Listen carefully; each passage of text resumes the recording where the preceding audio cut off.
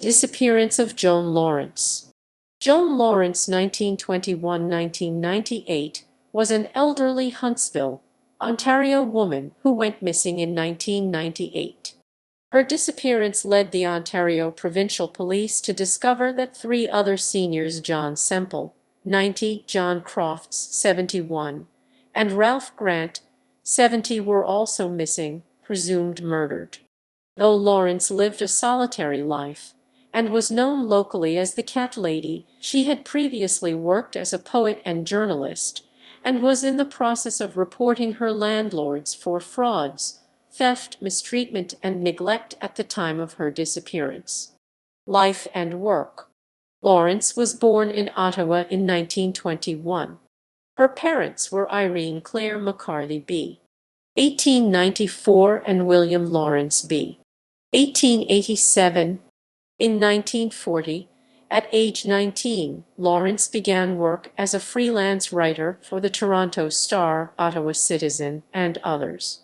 A few years later, at age 26, she lost her advertising job for trying to write a book while she was supposed to be working. In 1943, Lawrence married an Army lieutenant named Burton Gamble, whom she divorced in 1949. Later in the life, Lawrence resided in Toronto while caring for her elderly parents. After their deaths, she relocated, arriving in Huntsville in the 1980s. Lawrence began taking in the community's unwanted kittens, eventually amassing dozens of cats. In 1994, her shack burned down in an accidental fire.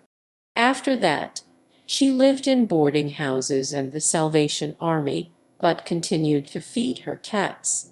In 1997, she moved into Cedar Pines Christian Retirement Lodge, a retirement residence owned by Catherine Lawn. Later that year, she moved onto property owned by Catherine's brothers, David, Walter, and Paul Lawn. According to community members, the lawn farm was the only place she could keep her cats. For $600 a month, Lawrence rented an 8 by 10-foot shed that had limited heat and no insulation or running water. In September 1998, a social worker alerted police to conditions on the lawn farm. Police and the fire chief attended, discovering Lawrence in the shed. Adult Protective Services was notified and began making arrangements to find Lawrence another home. In the meantime, Lawrence was moved from the shed into a decommissioned van on the same property. Disappearance and subsequent investigation. Lawrence disappeared in November 1998. She was reported missing by 57-year-old Alan Marshall, a former limo driver who also resided on the lawn farm and had become close with Lawrence. Marshall told police he heard gunshots and saw a backhoe being operated around the time of Lawrence's disappearance. Police obtained a search warrant for the property that December.